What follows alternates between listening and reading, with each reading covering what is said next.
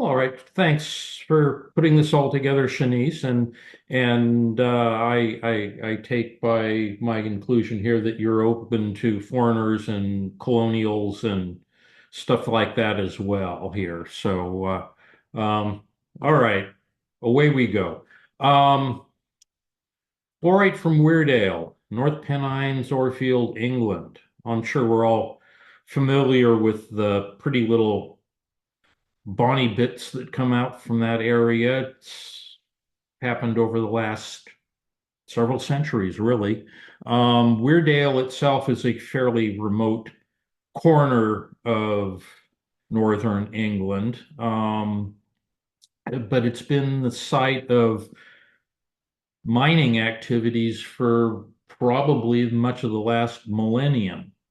And most of it really accelerated with the advent of the Industrial Revolution, where lead, zinc, other iron, other metallic commodities came in demand. And yet this place still remained fairly remote and wasn't visited very much by people until the advent of the automobile, and people could actually get up there and get around. But as you can see from this nice photograph, on a sunny day, it's a very lovely place. It's a rare occurrence, but I was there at least once. Okay, next. All right, historic minings in Britain. There are a good number of them. We're all familiar with some of them, like the Cornish provinces and such, Western Cumbria, the iron ore fields there, Caldbeck Fells. Um, the North Pennines ore field is separated into two different sections. The more well-known one and more productive was called the Alston block, and that's centered around Weardale spilling over into Alston, more in eastern Cumbria and up into a bit of Northumberland. And that's where we'll be focusing our attention today. Next slide. All right, the map, courtesy of good friend Pete Briscoe, who does these marvelous maps and hands them out for free. So if Pete's out there, thanks again for all the graphic art support there that I've used in various print publications over the years. Um, Weardale stretches. It's the Dale is of course a river valley. It's the valley of the River Wear stretches from around Wolsingham in the east up into the watershed divide separating that from Alston Moor, which is in western Cumbria. But this is all part of the same ore field and then stretches up a little bit into Northumberland, East Allendale, where you've got St. Peter's Mine and Beaumont, Allen Heads Mine, etc. Next slide. Okay, mining. Mining, like I mentioned, has been documented for much of the last millennium in this area.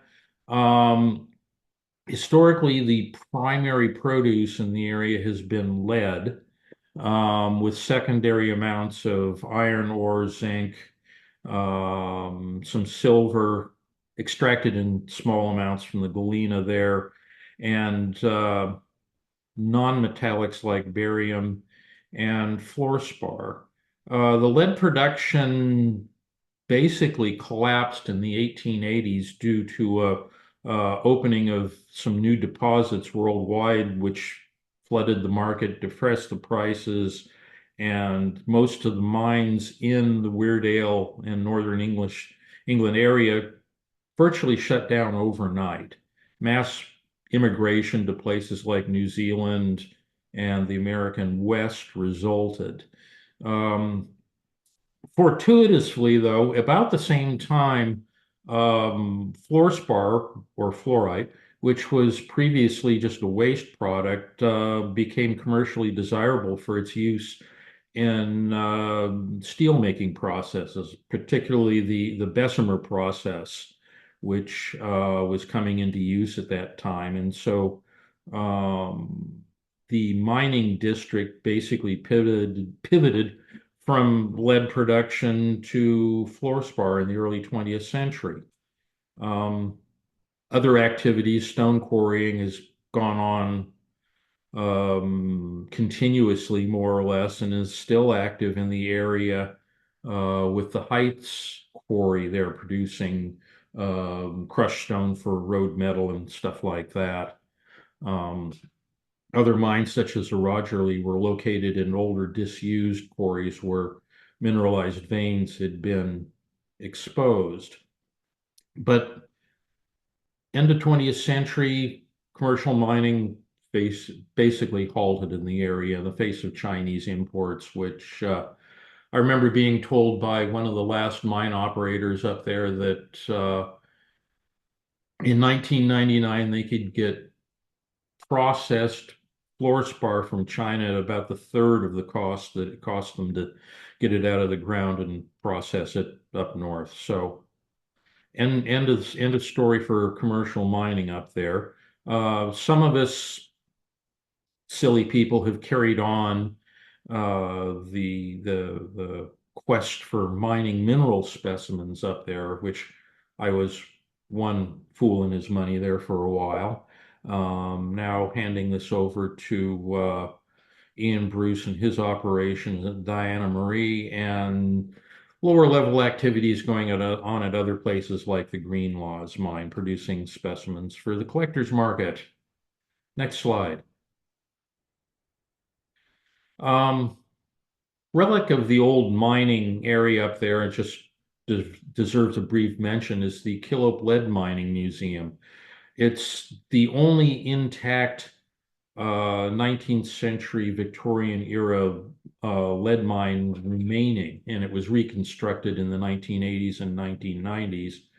And perhaps the only reason that this thing still survives at all is that it's located in the far reaches of Upper Weardale, and it was just too far to make it worthwhile hauling out the old water wheel and other bits of iron for scrap during the Second World War. And it's definitely worth a visit if you're interested in mining history. Next slide. All right, generalized geology. We're going to get a little technical here before we move on to the pretty mineral specimens, but the stratigraphy, the geology of the Weardale region is what they call a cyclothemic sequence of sandstones, shales, and limestones, which represent repeated marine transgressions onto the area during the uh, later Paleozoic era. Um, this is where the mineralization was subsequently emplaced into the area. The most important units in terms of ore and mineral specimens is something near the top of the column called the Great Limestone, which is one of the thickest limestone units in the region. You can see a photograph of it there, which was taken in the West Rogerley quarry back before Ian Bruce and company put the Diana Marie in there and messed up that view. Um, what you see in the middle of that is a promontory sticking out into the old quarry, which was a mineralized vein left behind by the old quarrymen who didn't want that stuff because it was basically contaminated limestone. And it was not mineralized enough to merit being mined for ore on its own. Next slide. All right, underlying the sediments in the area, the sedimentary cover, we have lower Paleozoic metamorphic rocks and the Weardale granite, which was an intrusive body that is currently nowhere exposed at the surface. However, its existence was theorized, and back in the early 1960s, it was actually discovered by sinking a borehole in Rookup near the site of the Boltsburn mine and proved that in fact it did exist. And it's known to be what they call a region of high mantle heat flow, which is what probably drove the mineralizing processes. Um, these deposits in the North Pennines are what are classified as a low temperature Mississippi Valley type lead zinc fluorspar deposit. And these are believed to be driven by convection of groundwater through areas of elevated heat flow, such as the Weardale granite. Next slide. Okay, the distribution of minerals in the North Pennines. Basically, what happened during the later Paleozoic era, the Permian, there was regional doming, gentle flexing of the crust, which created a series of fractures. And these fractures and faults were later filled with mineralizing fluids from below.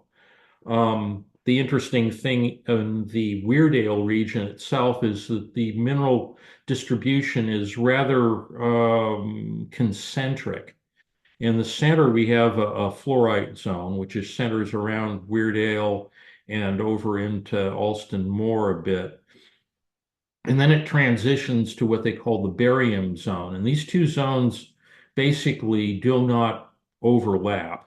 Fluorite disappears, barite and witherite become part of the mineral deposits, but they're rarely found in the same ore deposits, the same mines.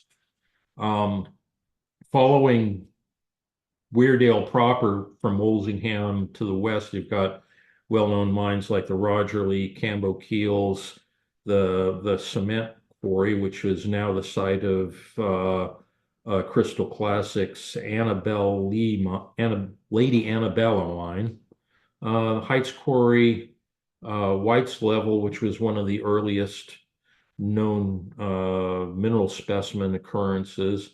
Further up, we have Blackdean, and then up into Rookup, a parallel valley to the north, the famous Boltsburn, Fraser's Hush, a few mines up in East Allendale, then a couple out into the Alston Moor region like Rotherham Fell. Next slide. All right, the mineral deposits themselves. The left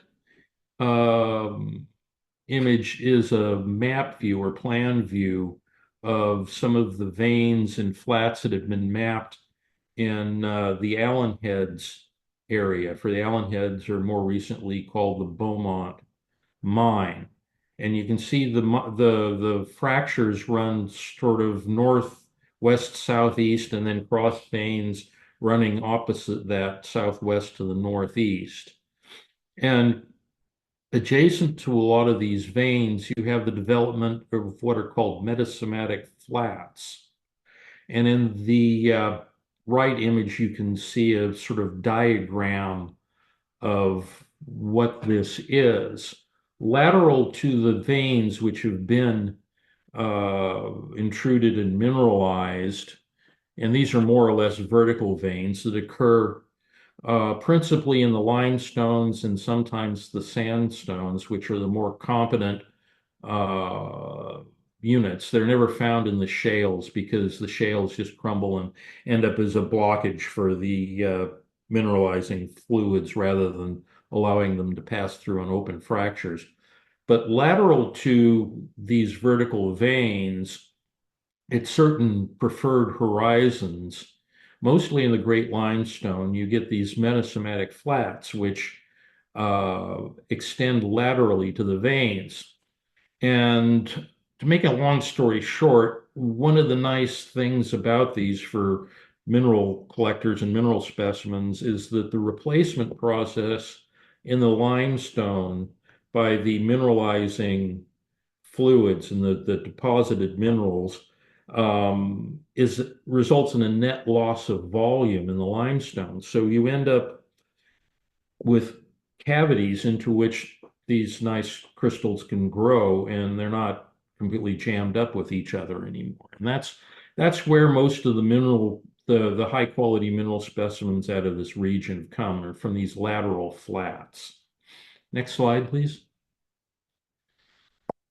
Form and habit of North Pennines fluorite is fairly distinctive, as I'm sure most of you have noticed. The uh, penetration twinning is the rule rather than the exception for most of the deposits up there.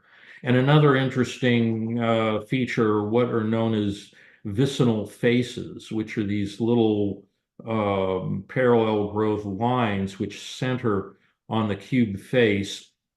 And they always emanate from the point where the twin penetrates the cube face. In the case of the one on the left, specimen from the Rogerley mine, you can just see a small little triangle of the penetration twin poking through right in the center of the face there. What actually causes these things and why they're so ubiquitous in Weardale and North Pennines and relatively rare elsewhere is probably prime topic for a PhD thesis should anybody ever feel compelled to go down that rabbit hole. But I've never read too much in way of an explanation of why these things are so ubiquitous up there. Next. Fluorescence is another component of the Weardale region fluorite. In fact, that's where the term fluorescence came from, was the fluorspar from Weardale was being studied in the mid-19th century in some documents that basically coined the term fluorescent and defined the phenomena.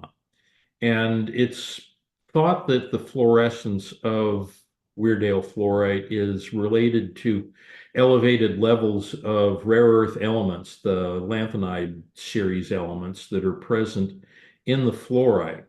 And they render it so highly fluorescent that you even have what is called daylight fluorescence, where you can see a color change between artificial light and daylight just due to the amount of ultraviolet present in natural sunlight.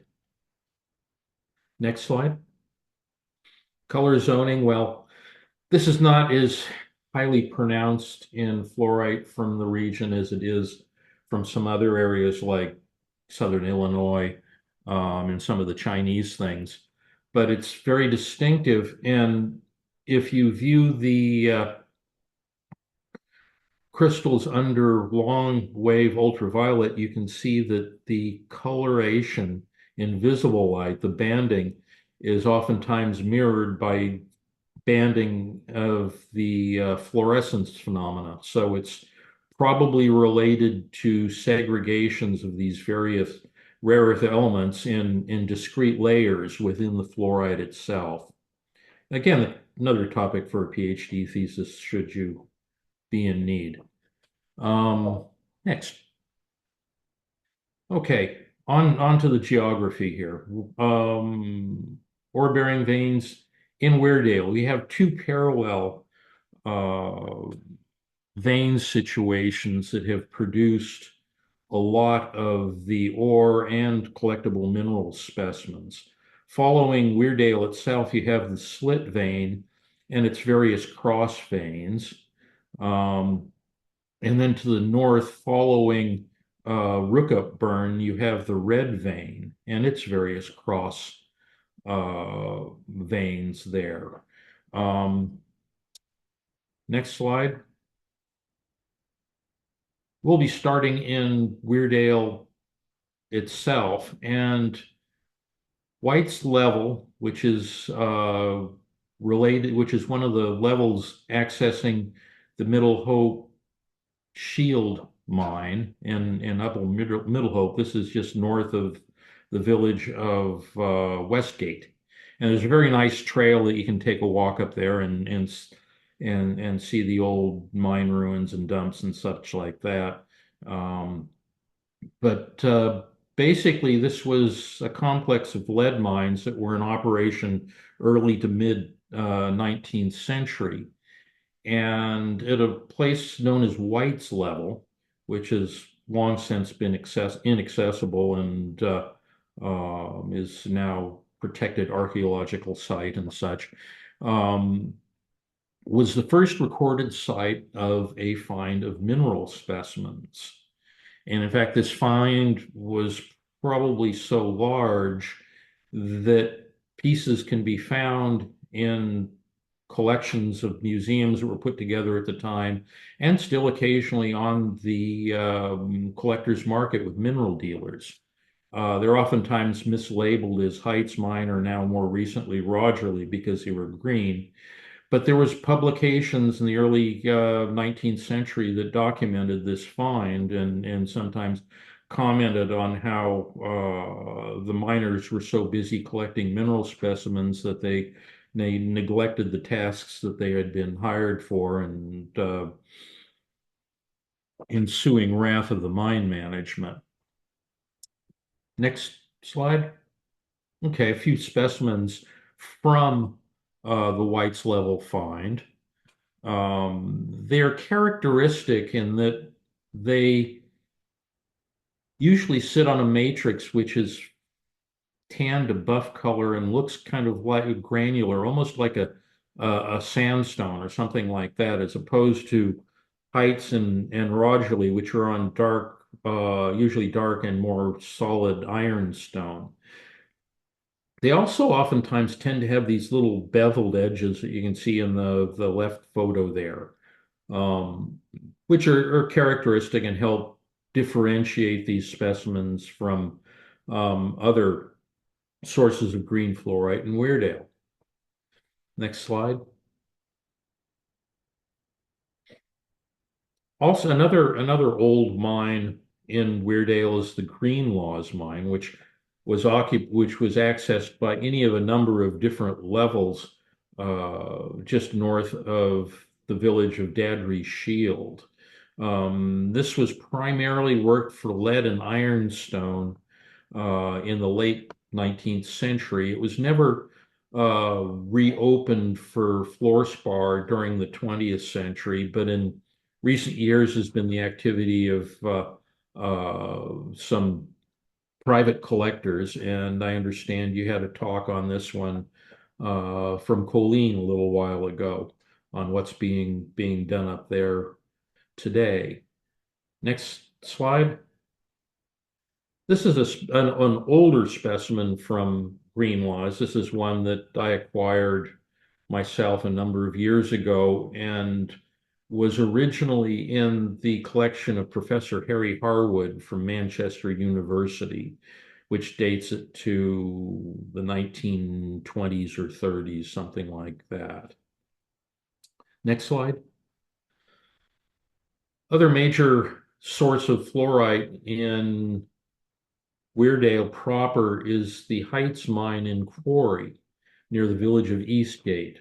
The Heights mine itself was actually an ironstone mine worked in the mid to late 19th century in an underground fashion, and it worked massive deposits of what are called ironstone, which is essentially oxidized siderite and anchorite, iron carbonates.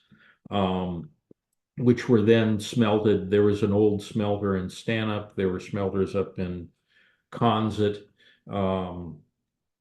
This source of iron was superseded when the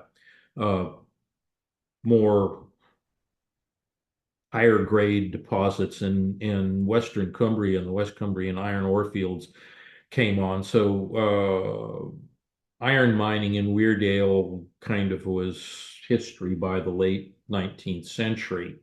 However, on the same site in the 1960s, I believe, it was established an open cast stone quarry which which accessed and intersected a lot of the older mine workings, and of course allowed weekend warriors to sneak in and do collecting in the dead of night. And of course, you have the ongoing battles with mine management, but they're never successful enough to really stop the flow of mineral specimens. So um, during the 70s and 80s, there was a fair production of green fluorite specimens and other colors too, purples, etc., from the various veins in this area. There were actually three veins. There was a Heights vein, then a North Cross vein, and a South Cross vein.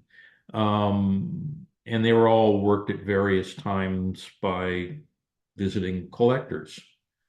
Next slide.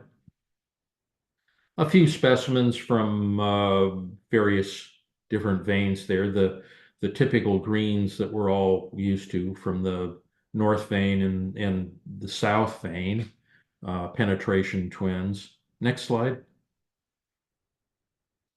But from the west cross vein, you ended up with some purples, some pale to almost colorless specimens. Many of these veins have been completely obliterated by quarrying activity now, and I don't know much of anything that's come out of that quarry recently, not since not for about 15 years or so. Next slide. Up the Dale, the other major fluorspar mine in the region was the Blackdean mine near the village of Isoburn. Blackdean mine has a long history going back at least to the 16th century and has worked at various times a number of different veins in there. The Blackdean vein proper, the Elmswood vein, and during the latter part of the 20th century, focused on the slit vein. The last owner there was British Steel, which used it as a major source of fluorspar for their steel making operations, and that, of course, went into decline in the early 1980s, and the mine itself was closed by 1986, I believe it was.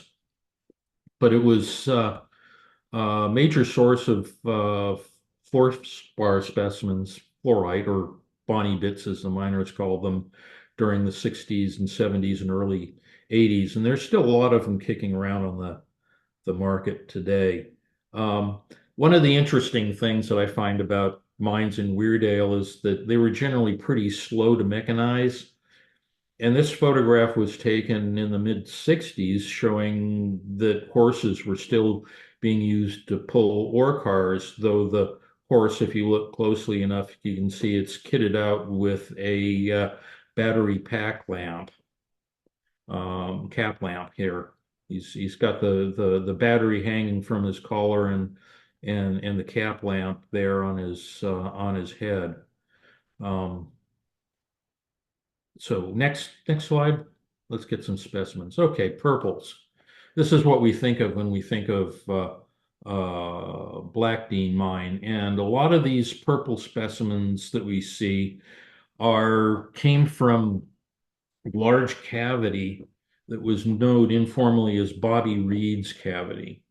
And this was because there was a group of miners that who worked at Weardale at the time who were involved in collecting activities as well to supplement their income. And mine management usually seems to have tolerated it as long as it didn't become too apparent and interfere with the general work. So a lot of specimens came out at the time. According to one of the other miners that I used to find at the local pub there, Billy McGuire, he's full of stories, particularly when you'd buy him a pint or two. And he recounted how one of the active collectors there, a fellow by the name of Bobby Reed, got a little overzealous in his collection and brought it to the attention of the mine management, who decided that it was interfering with production and went in and made them dynamite the cavity, essentially. But it must have been a huge cavity considering what came out already. Next slide. Eastgate Cement Quarry was another source of green fluorite in Weardale. The cement quarry was in operation from the mid 60s until about 2001. And while it was operated as a crushed stone quarry to feed the now demolished cement plant there, on weekends, collectors would sneak in and visit the exposed veins. And there was also a steady supply of mineral specimens coming out for a while there. Um, One of the really exciting things about being in Weardale at the time when we first started up at the Rogerley was that the cement plant was still in operation. And about 5 o'clock in the afternoon, all of the cement lorries would be heading back to the plant after their day's deliveries. And these were big lorries containing, you know, big trailers for the cement. And the A368 is not a particularly wide road. It's kind of curvy.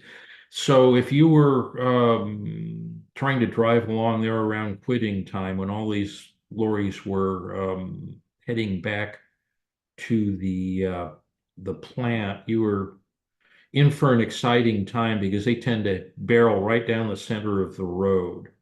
And so, if you had a small little Peugeot, which was what we were driving at the time, you learned to stay out of their way because they'd win. Next slide. All right, fluorite from the cement quarry.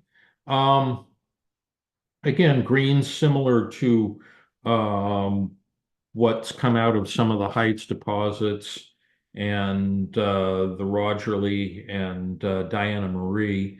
There was also a find of yellows there towards the end before the quarry was shut down and reclaimed, somewhat echoing more recent finds when Ian Bruce and Company got a lease on the property and started excavating for some of the veins up on the top of the hill there in the past few years.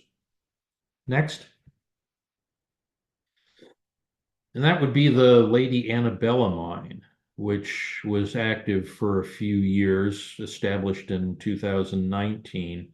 Um, they had to work open cast there. They were not allowed to use explosives, so they couldn't go underground and follow the veins as such.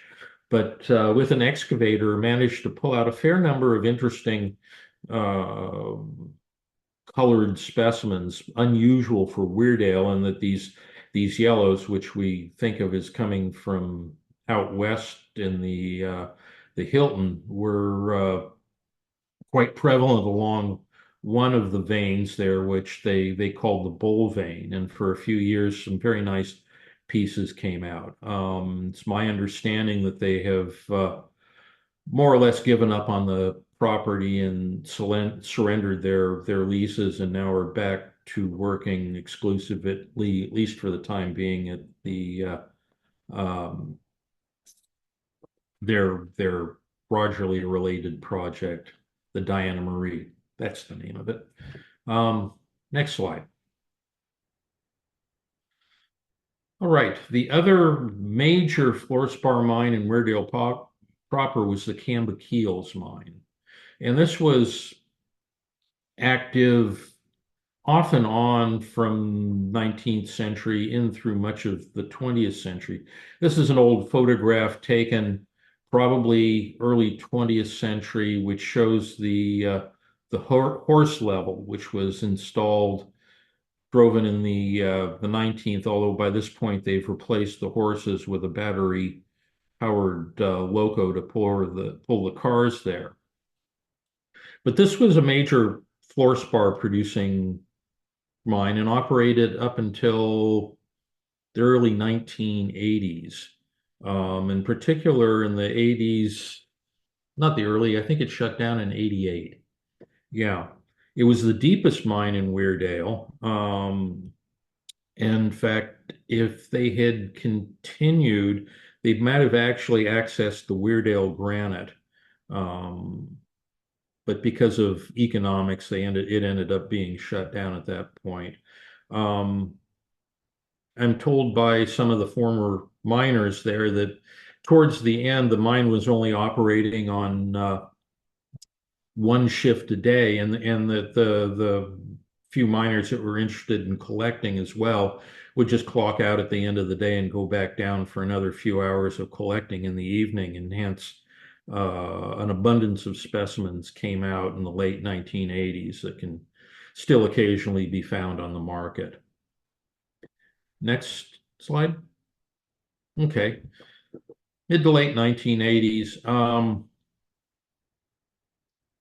Colorless fluorite, which is unusual for Weardale, but was common in the lower reaches. There was big finds at the 320 level in 1986 and 87, and then a little bit further, the 340 level.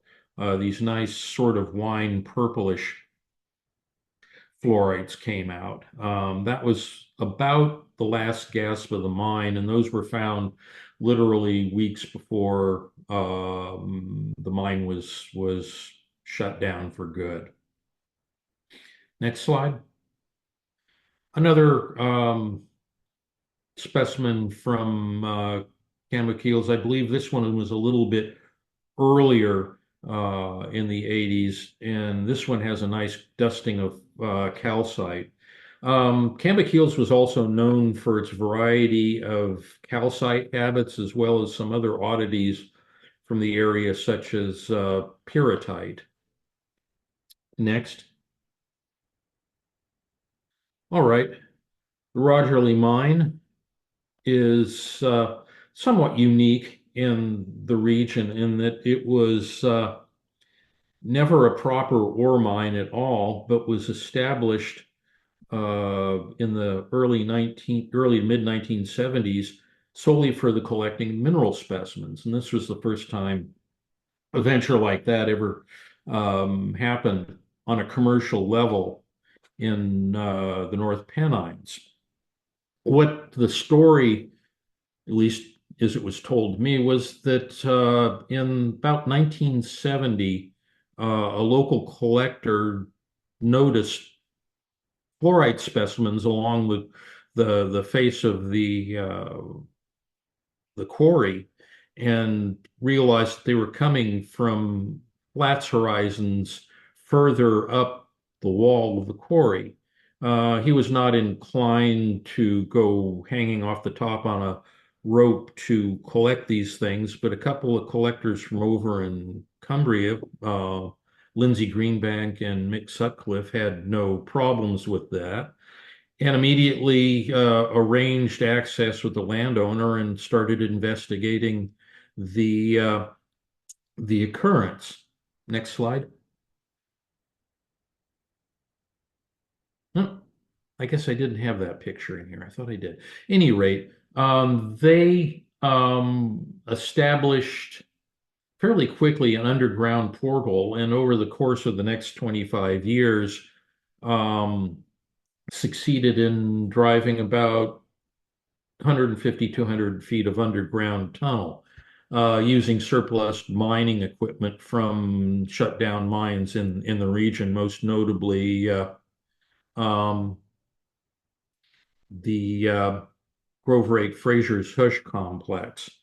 Um, in the mid 1990s, however, Lindsay suffered a rather severe bout of ill health and decided it was time to shut down the mine, at which point it came to the attention of a few of us over here on this side of the pond who thought, well, I like England. I've been there a few times. I like the fluorite. Maybe we should see what he wants to turn it over to us. And so we went over to visit Lindsay. He was happy to do so because he had an immediate buyer for his surplus mining equipment. He introduced us to the landowner. We negotiated access rights to the agents for the Church of England who control the mineral rights in the region. And pretty soon we were up and running. And what we thought was going to be just a couple summers of collecting there turned into close to 20-year adventure. But that's another story for another time. Some of the things that we did find there, first off was the Black Sheep Pocket, which was a series of interconnected cavities in the flats heading to the east of the Greenbank vein, um, which produced a steady supply of specimens for a couple of years. Opposite that, on the west side of the vein, we discovered what we called the West Crosscut, which was another interconnected series of cavities, which actually produced for 8 years or so, and is what really kept us going there, paying for the mining operation. Next slide. Um, Perhaps the cream of our adventures there were a couple pockets that we hit in the between 2007 and 2009, the Jewel Box pocket and the adjacent Bluebell pocket. They produced probably the nicest, glassiest, largest fluorite we pulled out of the mine in our tenure there. Of course, as always happens in life, the best things always come in small packages. So the pockets compared to some of the ones we hit there were relatively small. Next. Um, Pushing north, we eventually hit a couple of pocket zones. There was one on the west side, which we called the Pennies Pocket, and produced that marvelous, if somewhat ugly thing we called the Weardale Giant. But opposite that, we found another zone which we, or I shall say, Ian Jones, seen there mucking around inside the cavity, named the Bluebirds Pocket Zone in honor of his local football team, Cardiff, who got advanced to the Premier League that year. Didn't stay there long, but actually we got fluorite out of it longer than they stayed in the Premier League. So I think we got out best on that deal. But at any rate, that zone had two different parts. It worked and paid us with specimens until 2016. Next slide. There we go.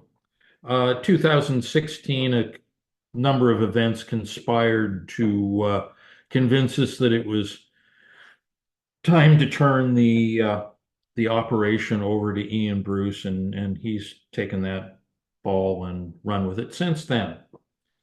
But adjacent to the eastern section of the Rogerley quarry, where the Rogerley mine proper is another western extension where a cross vein crops out. And you can see in this old photograph from the early 2000s, there's a promontory extending out into the quarry, and that's a mineralized vein. And during both of our times, the Lindsay and Mick and our time there, we'd occasionally wander over there and have a bash and collect a few mineral specimens, but never did any serious work there. When Ian and company took over the Rogerley, it became obvious very quickly that we'd followed the vein so far back into the hillside that it would be rather expensive to maintain and operate the mine from that side anymore, particularly given the increased activity of the mines inspectorate insisting on all kinds of health and safety issues, which of course gobble up your money really quickly. So he switched over to the West Rogerley Quarry in what we called the Sutcliffe vein, and quickly established an underground operation, which he calls the Diana Marie Mine. And that, of course, we're probably all familiar with the produce from there. And he has talks that he will give detailing that in great detail. Next slide. A few specimens that were collected by Lindsay and Mick around 1974, very much reminiscent of the more recent material that's come out of that vein. Next. A couple things off of Ian's more recent efforts there. He has had so many pockets, I don't know that I've got enough fingers to count all of the names. But if you're interested in that, his website will fill you full of great detail on what they've done there since. Some of the highlights, the Queen of Green, which was very nice, green Rogerley-like fluorite. They've also found some more unusual colors there, particularly purples and the occasional yellowish green things. This other one was out of something they called the heather pocket. Next slide.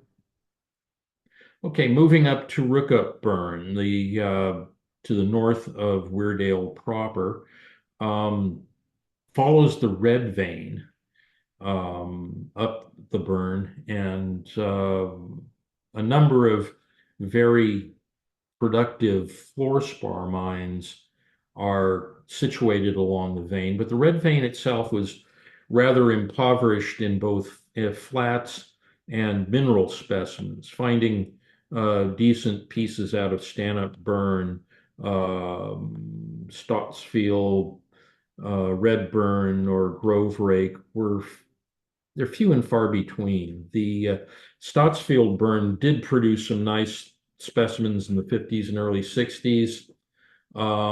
There's some excellent examples of these in the Bob King collection, which is unfortunately now buried in the bowels of Cardiff, the Welsh National Museum, and not available for anybody to see anymore.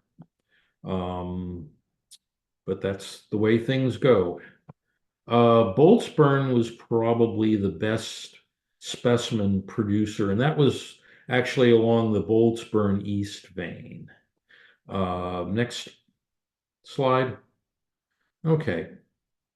This is a photograph circa 1910 from the hill above the Boltsburn mine. You can see the mine structures in the east and the back, the village. It's my understanding at the height of activity of the mine, there were 10,000 people in this village. You'd never know by visiting it today, but it was quite a busy and active place at one time. Next. Okay, that's a scene from a similar spot taken, in the early 2000s. The site of the Boltsburn mine is the center left, and the mine manager's house is between the trees in the center there. It still has a little plaque on the front that says Boltsburn House or something like that to commemorate it, but that's about all you can tell from former mining glories at this point in time. Next. Okay, the Boltsburn East vein and the associated flats were perhaps the best developed ever discovered in the Weardale region. And beginning about 1892, when the flats were first intersected up until the early 1930s, when the mine finally closed, it produced an enormous amount of both ore and mineral specimens, which found their way into collections all over the world at the time. particularly well known for large gemmy penetration twins. The one on the left there is far from the largest, but it's 5 centimeters on edge, which is fairly sizable. Um, Common associations include siderite, galena, quartz, sometimes calcite, typical minerals from these types of deposits. Next, more specimens from Boltsburn. Um, some very odd and elongate penetration twins came out. Not always purple, so that was the most common color. Sometimes you had greens, sometimes you had pinks, sometimes you had yellows, etc. Next slide. Now, more recently, we've all heard of the Boltsburn West due to the activities of some cave explorers and mine explorers up in the area who worked their way back in and for a brief time um, were collecting and bringing out some specimens as well. Boltsburn West mine was actually a fairly old and extensive mine, which runs to the south west for a number of miles underground and intersects a number of the other old mines in the area. And this mine was primarily worked for massive ironstone, which was um, smelted in the region. The last workings there were investigative workings during the Second World War to see if it could be used as a source of iron. But there's no evidence that any actual mining or production ever um, took place. The specimens that were brought out recently were quite interesting. Probably best known are the blue cavity specimens, which came from a couple miles in. Um, and if anybody has any of these, keep them out of the sunlight. The blue will fade very quickly. There's some also very interesting and very delicate zoning to be seen in some of these as well. Um, Whether anything comes out of this in the future remains to be seen because, as always, there's disputes over property access with various interests involved there, property owners and the church who owns the mineral rights, and on and on and on and on and on. So um, stay tuned for more. Next, further up the burn at the head is what is known as Fraser's Grove, which was a combination of Fraser's Bush and the Grove Rake mine, which eventually linked up underground. Grove Rake was an old mine. You can see a photograph from late 19th, early 20th century of people up there working in the snow with their little loco and ore cars and such. And more recently, just further to the west of that, was established the Fraser's Hush mine, which was not worked at all by shafts, but by declines. And that one was worked primarily for fluorspar in the 20th century, whereas Grove Rake was a mine was worked for lead and ironstone in the 19th century as well. These were the last commercially operating mines in Weardale, both of which shut down in 1999. Next, Fraser's Hush is quite famous for its find of purple fluorites in about 1988, I believe it was. Um, and these were perhaps some of the nicest purple fluorites to come in recent times from Weardale. Other specimens, other colors found, occasional greens and such. Um, Grove Rake itself being on the red vein exclusively, never had any, to my knowledge, had any flats associated with it. So mineral specimens were fairly rare out of that one. Next slide.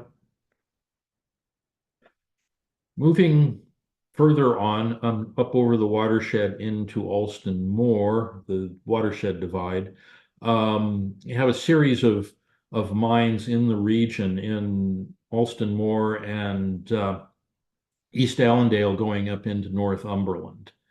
The photograph here is of it was a level that was driven in the 19th century to try and intersect from Ninthead to Allendale, Allen Heads, to provide drainage for the mines. It was never quite completed by the time the mines shut down, but did intersect a few mineralized veins, most notably the St. Peter's mine, and resulted in mining activities there. Um, Next, there we go. Allen Heads.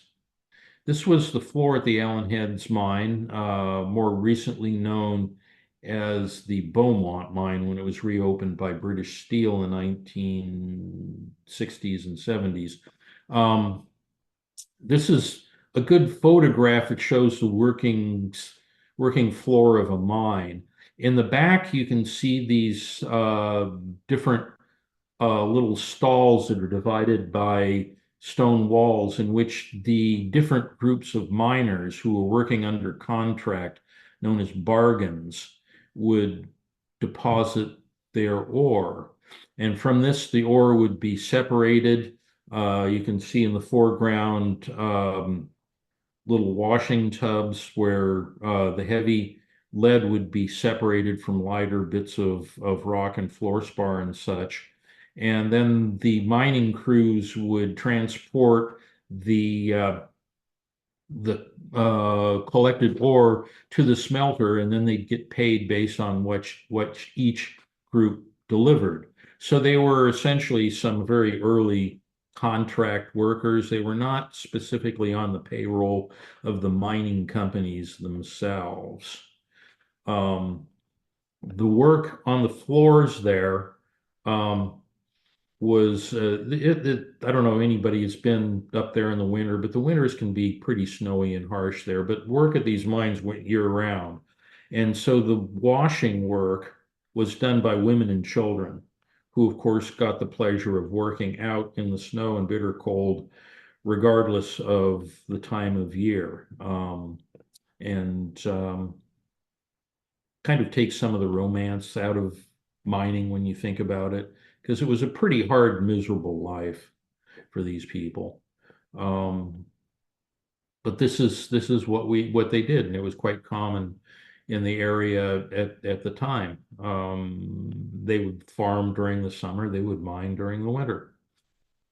Okay, next. As I mentioned,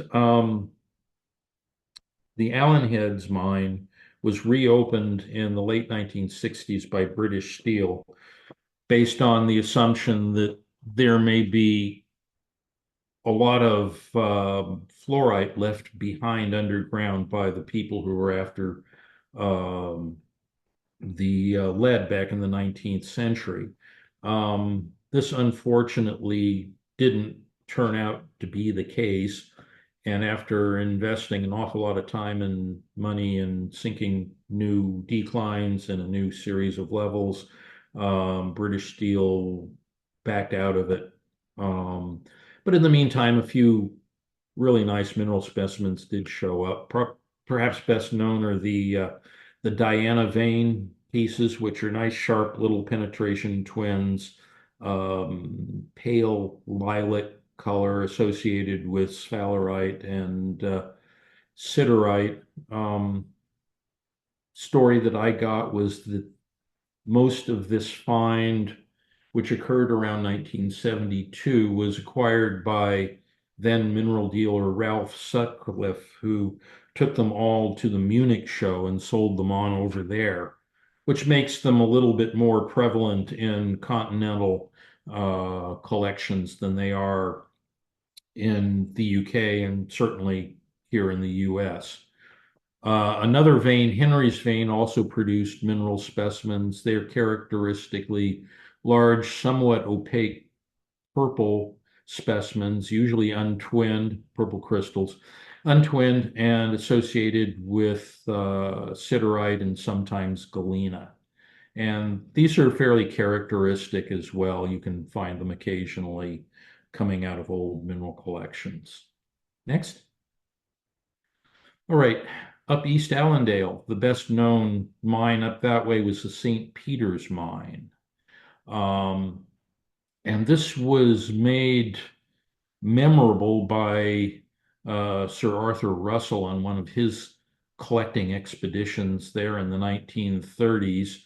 Encountered a cavity of very nice green fluorite, oftentimes associated with galena. Most of these went to the Natural History Museum in London with his mineral collection, which was donated in 1964.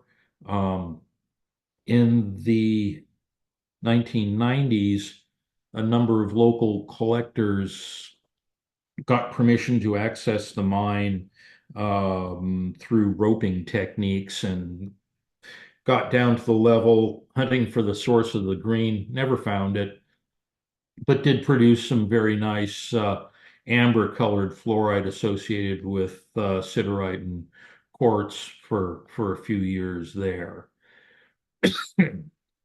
Okay, next slide. A little further to the west, out into Alston Moor, and one of the best known fluorite producing mines there was the Rotherham Fell mine, which during the 1920s and 30s had a number of flats discovered which produced some very interesting and somewhat unique specimens, some of them with the very attractive amber over purple coloration.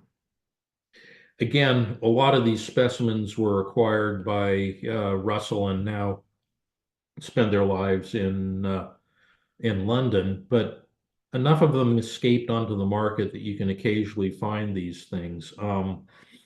Again, I've had particular luck at the Munich show over the years turning up some of these things.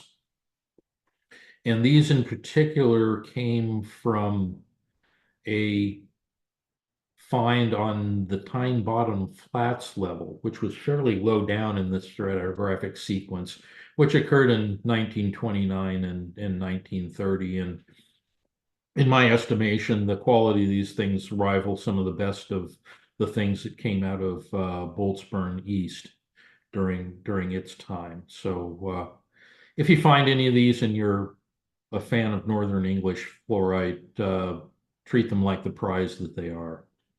Next. Other mines around Ninthead.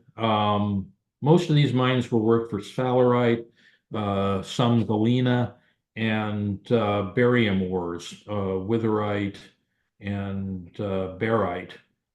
Not a whole lot of fluorite to be had in this area. Rampgill mine has produced some, but mostly specimens of sphalerite, galena, witherite, etc. Many of these mines have been accessible to underground collectors with caving and mine exploring experience. And over the years, specimens have dribbled out on to the market. Next slide.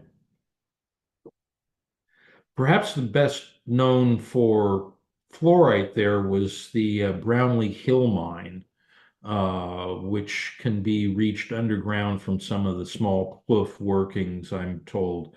But the Judd vein in particular produced some very attractive amber fluorites in the late 19th, early 20th century.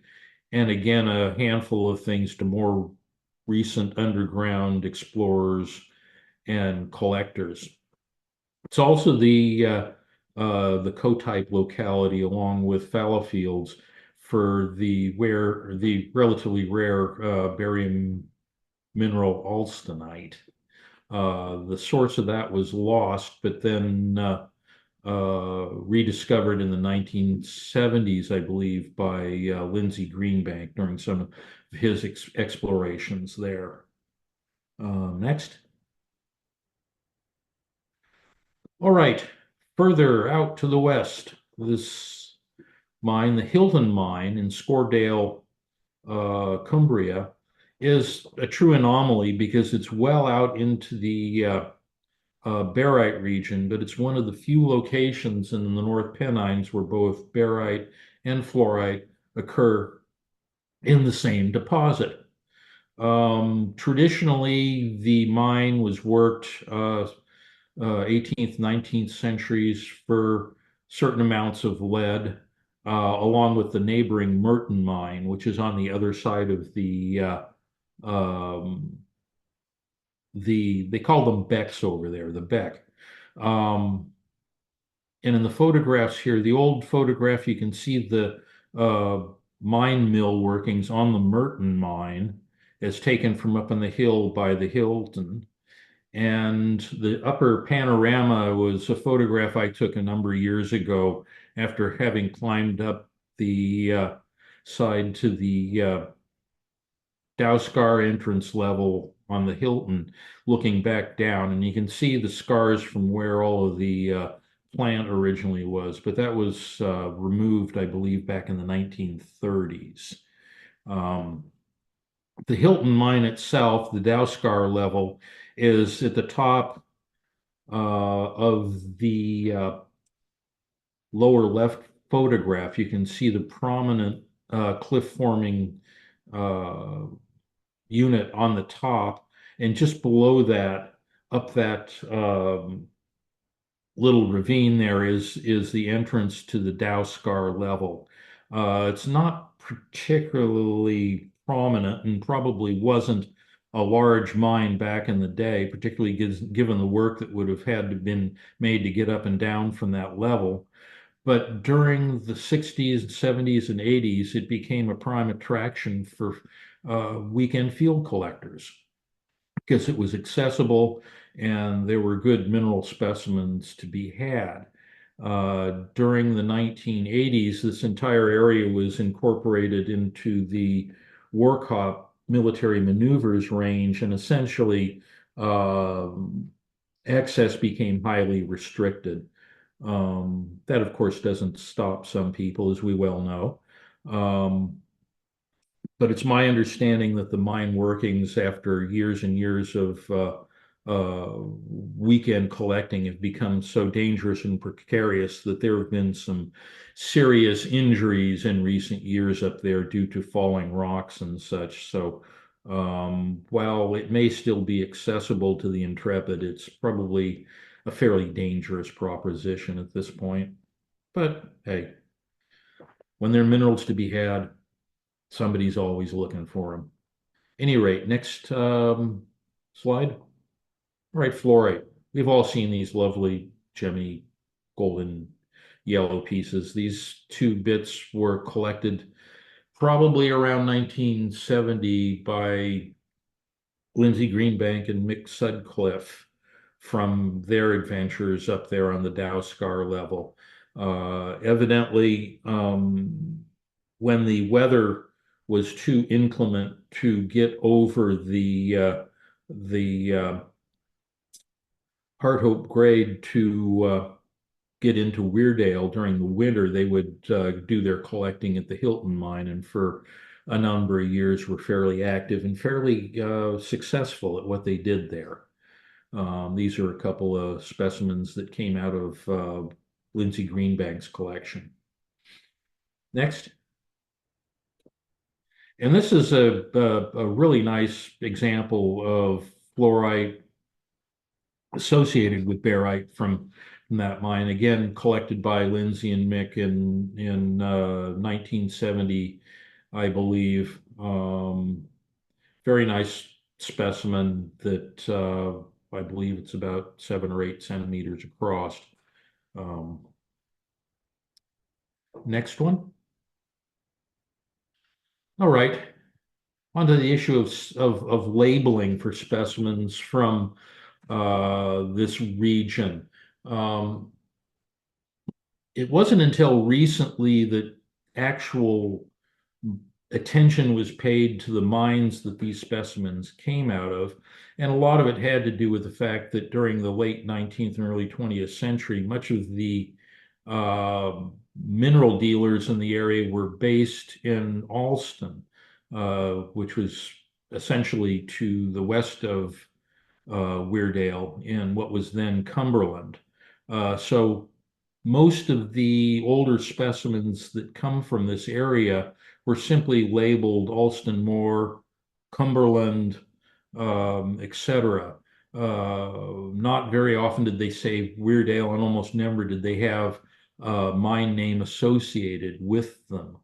Um, Thanks in large part to the reference value of Russell's collection in the Natural History Museum in London. Many of these things can be correlated with the mines that they actually came from based on appearance and association and such, because Russell was meticulous in his uh, notes when collecting mineral specimens. And the one sitting there in the picture has an old museum, college museum label that just says Alston Moor, when in fact it's quite obvious that that one is really from the Boltsburn mine. Um, Sometimes it's impossible to say. Sometimes you can make a good stab at where these things actually came from. Next slide. And of course, lastly, I can't stress the importance of the Russell collection in terms of a reference for what has come out of the North Pennines, particularly in the 20th century, because, like I said, he was meticulous in his record keeping on these things. And um, he was also a part-time dealer before donating his collection to the museum, and oftentimes you can come across specimens with his labels in the private collections in the mineral marketplace, and his handwriting is quite characteristic. It's easily identifiable as to um, where these specimens came from. And to help matters recently, Roy Starkey has done that marvelous book that he published just a couple of years ago on Russell and his collection. And I can't, being an author myself, I can't imagine the amount of work that Roy puts into doing these books that he does.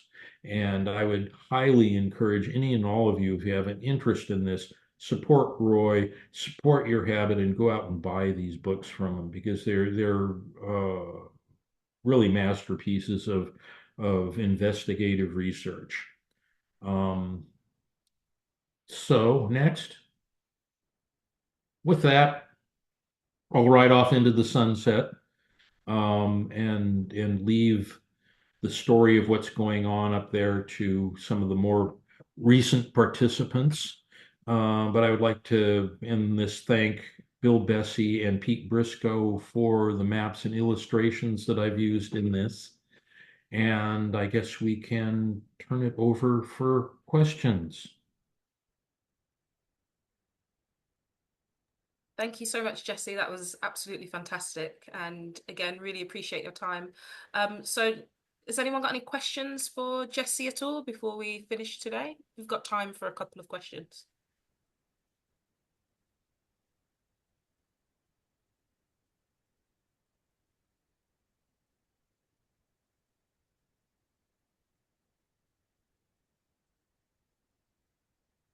Andy's asking Andy. if you, yeah, go for it. Hello, Andy. How are you? Have you unmuted him? Yeah, I've unmuted myself now. All right. How you been, Andy? I'm doing fine, doing fine. Good to see you. Thanks for a really good talk there. Oh, good. Glad you enjoyed. It's rehashing uh, about 20 years experience up there. Um, but I'm glad that some people still interested in all of this stuff from the back and beyond there. Yeah, I was intrigued by your little comment about the your 20 years adventure was maybe another story for another time. Well, this will depend upon Shanice's willingness to indulge this, but I have a separate PowerPoint based on just the history of what we did there. And it goes through all of the different pockets in excruciating detail and all that kind of stuff. But it's far more information than it could be crowded into a talk on Weardale in general because there's a lot more ground to cover there. So if you want to hear about the Rogerley, talk to her. Or you can come over and visit me here in the States, and I've given it down in the Tucson show on a couple of occasions. In fact, I might be doing it in 2 weeks' time for the Tucson Mineral Collectors group down there. Right. So So go back to my question. Do you miss your trips over to spend the summer digging holes in the ground? well, in things like this, you remember the good times and forget the bad times. And when I look through some of the old photographs and come across the remembrance of having to spend a better part of one summer rebuilding our old MCO and watching money flow out the door and no fluorite coming back to sell and replace the bank account, I think, God, what a miserable summer. And not only that, it pissed down rain most of the time while we were outside trying to strip down the gearbox on this thing. So, but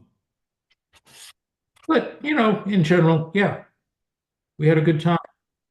Didn't make much money off of it, but God, it was quite an opportunity to be there and to do something like this. And would I do this again? Well, maybe. It would be a hard sell to my wife at this point, though. She didn't know neither of us knew what we were getting into when we started this thing. And then after about 18 years of having me gone every summer, I think she decided she was kind of fed up with it. Yeah. Well, I very much enjoyed the occasions when I had the opportunity to come and visit you when you were working there. Well, it's Uh, nice to have visitors such as yourself come by because, somebody you can interact with and are genuinely interested in the geology and what's going on and all that kind of stuff. So, yeah, in that sense, I miss it. yeah. Thanks for that question, Andy. And we've got a question from Paolo.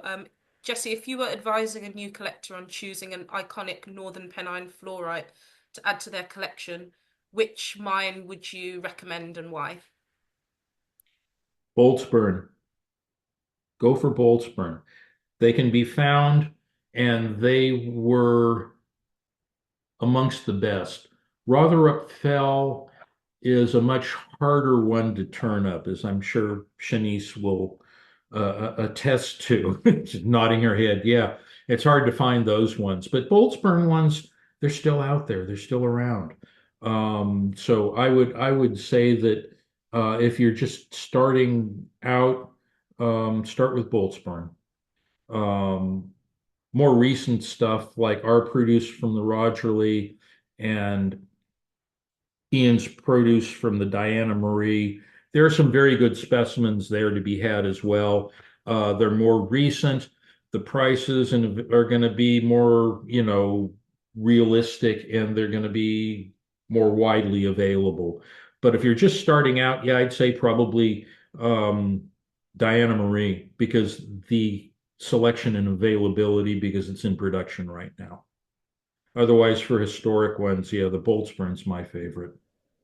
But that's just me. And we've got one final question from Isla, which is, what's your favorite mine, or do you have a soft spot for any particular pockets? Oh, pockets. Well, my favorite in the Rogerley was um